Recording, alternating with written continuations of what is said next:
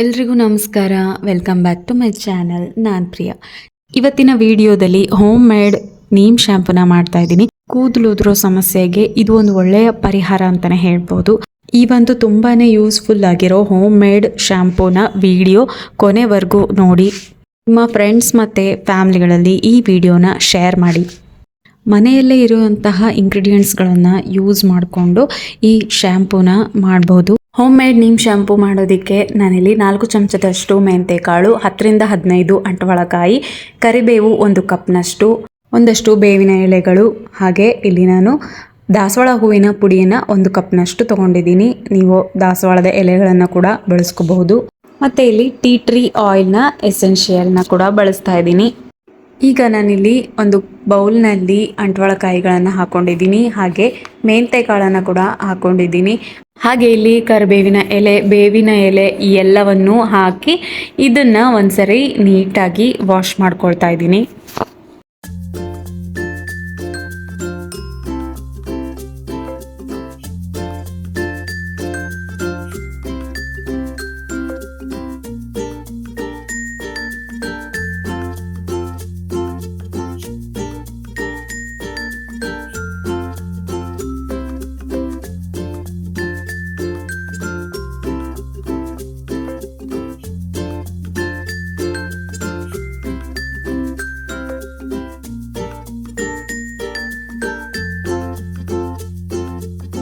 ಈಗ ಈ ಎಲ್ಲ ಇಂಗ್ರೀಡಿಯೆಂಟ್ಸ್ಗಳನ್ನು ವಾಶ್ ಮಾಡ್ಕೊಂಡಿದ್ದಾದ ನಂತರ ಇದಕ್ಕೆ ನಾನು ನೀರನ್ನು ಹಾಕಿ ಓವರ್ ನೈಟ್ ಇದನ್ನು ನೀರಲ್ಲಿ ನೆನೆಸಿಡ್ತಾ ಇದ್ದೀನಿ. ನೆಕ್ಸ್ಟ್ ಈಗ ಒಂದು ಪಾತ್ರೆಯಲ್ಲಿ ನೀರನ್ನು ತಗೊಂಡು ಅದಕ್ಕೆ ನಾನು ನೆನೆಸಿಟ್ಕೊಂಡಿರೋ ಈ ಎಲ್ಲ ಇಂಗ್ರೀಡಿಯೆಂಟ್ಸ್ಗಳನ್ನು ಹಾಕ್ಕೊಳ್ತಾ ಇದ್ದೀನಿ. ಈಗ ಇದನ್ನು 15ರಿಂದ 20 ನಿಮಿಷದವರೆಗೂ ನೀರಲ್ಲಿ ಚೆನ್ನಾಗಿ ಕುದಿಸ್ಕೋಬೇಕಾದ್ರೆ ಇದನ್ನು ಮೀಡಿಯಂ ಫ್ಲೇಮಲ್ಲೇ ಕುದಿಸ್ಕೊಳ್ಳಿ. ಇದೀಗ ಚೆನ್ನಾಗಿ ಕುದಿದಾದ ನಂತರ ಈ ಸ್ಟವ್ನ ಟರ್ನ್ ಆಫ್ ಮಾಡಿಕೊಂಡು ಇದು ತಣ್ಣಗಾಗೋವರೆಗೂ ಪಕ್ಕದಲ್ಲಿ ಎತ್ತಿಡಬೇಕು. ಈಗ ಇದೆಲ್ಲ ತಣ್ಣಗಾಗಿದೆ. ಇದು ತಣ್ಣಗಾಗಿದ ನಂತರ ಈ ಅಂಟವಳಕಾಯಿಗಳ ಬೀಜಗಳನ್ನು ತೆಗಿಬೇಕು.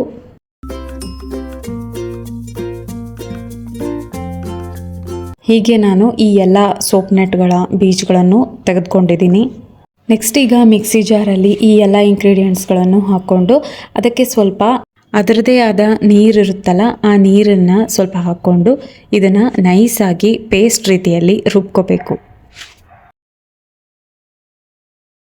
ಈಗ ಇದು ಚೆನ್ನಾಗಿ ಪೇಸ್ಟ್ ರೀತಿಯಾಗಿದೆ.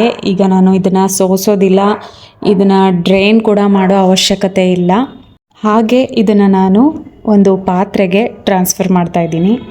ನೆಕ್ಸ್ಟ್ ಇಲ್ಲಿ ನಾನು ಶ್ಯಾಂಪೂ ಬೇಸನ್ನು ಯೂಸ್ ಮಾಡ್ತಾ ಇದ್ದೀನಿ. ಈ ಶ್ಯಾಂಪೂ ಬೇಸ್ನ ನಾನು ಅಮೆಝಾನಲ್ಲಿ ತರಿಸ್ಕೊಂಡಿದ್ದೆ. ಇದು ನಿಮಗೆ ಲಿಂಕ್ ಬೇಕಾದರೆ ನಾನು ಇದರ ಲಿಂಕನ್ನು ಡಿಸ್ಕ್ರಿಪ್ಷನಲ್ಲಿ ಹಾಕಿರ್ತೀನಿ, ನೀವು ಚೆಕ್ ಮಾಡಬಹುದು.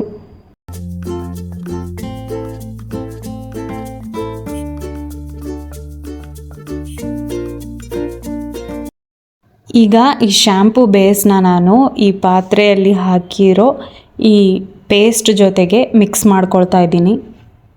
1 ಲೀಟರ್ನಷ್ಟು ನಾವು ಶ್ಯಾಂಪೂ ರೆಡಿ ಮಾಡ್ತಾ ಇದ್ದೀವಿ ಅಂದರೆ ಇದಕ್ಕೆ ನಾವು 100 ml ಅಷ್ಟು ಶ್ಯಾಂಪೂ ಬೇಸನ್ನು ನಾವು ಇದರಲ್ಲಿ ಮಿಕ್ಸ್ ಮಾಡ್ಕೋಬೇಕು. ಮತ್ತು ಇದಕ್ಕೆ ಈಗ ನಾನು ದಾಸವಾಳ ಹೂವಿನ ಪುಡಿಯನ್ನು ಹಾಕ್ಕೊಳ್ತಾ ಇದ್ದೀನಿ. ಈ ಪುಡಿಯನ್ನು ಕೂಡ ಇದರಲ್ಲಿ ಚೆನ್ನಾಗಿ ಮಿಕ್ಸ್ ಮಾಡ್ಕೋಬೇಕಾಗುತ್ತೆ. ಪ್ರೀವಿಯಸ್ಸಲ್ಲಿ ನನ್ನ ಚಾನಲ್ನಲ್ಲಿ ಹೋಮ್ ಮೇಡ್ ಹೇರ್ ಆಯಿಲ್ನ ವಿಡಿಯೋ ಇದೆ, ಅದರ ಲಿಂಕ್ ನಾನು ಡಿಸ್ಕ್ರಿಪ್ಷನಲ್ಲಿ ಹಾಕಿರ್ತೀನಿ, ನೀವು ಚೆಕ್ ಮಾಡ್ಕೊಳ್ಳಿ.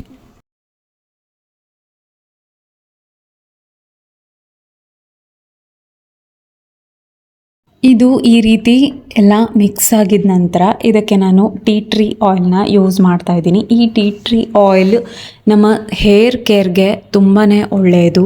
ಈ ಟೀ ಟ್ರೀ ಎಸೆನ್ಷಿಯಲ್ ಆಯಿಲ್ನ ನಾನು ಹೋಮ್ ಮೇಡ್ ಶ್ಯಾಂಪೂವಲ್ಲಿ 8ರಿಂದ 10 ಡ್ರಾಪ್ಸ್ ಹಾಕ್ತಾ ಇದ್ದೀನಿ.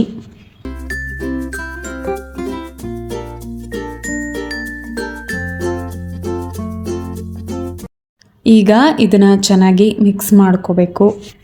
ಈಗ ಇದೆಲ್ಲ ಚೆನ್ನಾಗಿ ಮಿಕ್ಸ್ ಆಗಿದ ನಂತರ, ಇದೆಲ್ಲ ಚೆನ್ನಾಗಿ ಹೊಂದ್ಕೊಂಡಿದ ನಂತರ ಈಗ ನಾನು ಈ ರೀತಿಯ ಮನೆಯಲ್ಲೇ ಇರೋಂತಹ ನೀವು ಯಾವುದಾದ್ರೂ ಬಾಟಲಲ್ಲಿ ಹಾಕ್ಕೋಬಹುದು. ಇದನ್ನು ಈ ಬಾಟಲ್ ಒಳಗಡೆ ನಾನು ಹಾಕ್ಕೊಳ್ತಾ ಇದ್ದೀನಿ. ಈ ಮನೆಯಲ್ಲೇ ತಯಾರಿಸಿರುವಂತಹ ಈ ನೀಮ್ ಹೋಮ್ ಮೇಡ್ ಶ್ಯಾಂಪೂವನ್ನು ನೀವು ಮನೆಯಲ್ಲಿರೋ ಇಂಗ್ರೀಡಿಯೆಂಟ್ಸ್ ಜೊತೆಗೇ ತುಂಬಾ ಸುಲಭವಾಗಿ ಮಾಡ್ಕೋಬಹುದು. ಈ ಶ್ಯಾಂಪೂನ ರೆಗ್ಯುಲರ್ ಆಗಿ ಯೂಸ್ ಮಾಡೋದ್ರಿಂದ ಕೂದಲು ಉದುರೋ ಸಮಸ್ಯೆ ಕಡಿಮೆ ಆಗುತ್ತೆ. ಹಾಗೆ ನಮ್ಮ ಡ್ಯಾಂಡ್ರಫ್ ಸಮಸ್ಯೆ ಕೂಡ ಕಡಿಮೆ ಆಗುತ್ತೆ. ಈಚಿಂಗ್ ಸಮಸ್ಯೆ ಆಗಿರಬಹುದು, ಈ ಎಲ್ಲ ನಮ್ಮ ಹೇರ್ ಲಾಸ್ಗೆ ಆಗುವಂತಹ ಎಲ್ಲ ಪ್ರಾಬ್ಲಮ್ಗಳಿಗೂ ಇದು ಒಂದು ಒಳ್ಳೆಯ ಉತ್ತಮ ಪರಿಹಾರ. ತುಂಬಾ ಉಪಯುಕ್ತವಾದ ಶ್ಯಾಂಪೂ ಇದು ಬುರುಗು ಕೂಡ ತುಂಬ ಚೆನ್ನಾಗಿ ಬರುತ್ತೆ. ನೀವೇ ನೋಡಬಹುದು ಎಷ್ಟು ಬುರುಗು ಬಂದಿದೆ ಅಂತ. ಈ ಹೋಮ್ ಮೇಡ್ ನೀಮ್ ಶ್ಯಾಂಪೂವನ್ನು 2 ತಿಂಗಳವರೆಗೂ ಮನೆಯಲ್ಲಿ ಇದನ್ನು ನಾನು ಈ ಥರ ಬಾಟಲ್ಗಳಲ್ಲಿ ಸ್ಟೋರ್ ಮಾಡಿ ಇಟ್ಕೊಂಡಿದ್ದೀನಿ. ಈ ರೀತಿಯ ಬಾಟಲ್ಸ್ಗಳಲ್ಲಿ ಹಾಕ್ಕೊಂಡು ಇದನ್ನು ಸ್ಟೋರ್ ಮಾಡ್ಕೋಬಹುದು. ಏನು ಕೆಡೋದಿಲ್ಲ. ರೆಗ್ಯುಲರ್ ಆಗಿ ಯೂಸ್ ಮಾಡೋ ಶ್ಯಾಂಪೂಗಳ ರೀತಿಯೇ ಇದನ್ನು ಯೂಸ್ ಮಾಡ್ಕೋಬೇಕು. ತುಂಬಾ ಒಳ್ಳೆಯ ರಿಸಲ್ಟ್ ಇದೆ. ಈ ವಿಡಿಯೋ ನಿಮಗೆ ಇಷ್ಟ ಆಗಿದ್ದರೆ ಲೈಕ್ ಮಾಡಿ, ಶೇರ್ ಮಾಡಿ, ಕಮೆಂಟ್ ಮಾಡಿ, ಚಾನಲ್ನ ಸಬ್ಸ್ಕ್ರೈಬ್ ಮಾಡ್ಕೊಳ್ಳೋದು ಮರಿಬೇಡಿ. ಕೊನೆವರೆಗೂ ವಿಡಿಯೋನ ನೋಡಿದ್ದಕ್ಕೆ ಧನ್ಯವಾದಗಳು.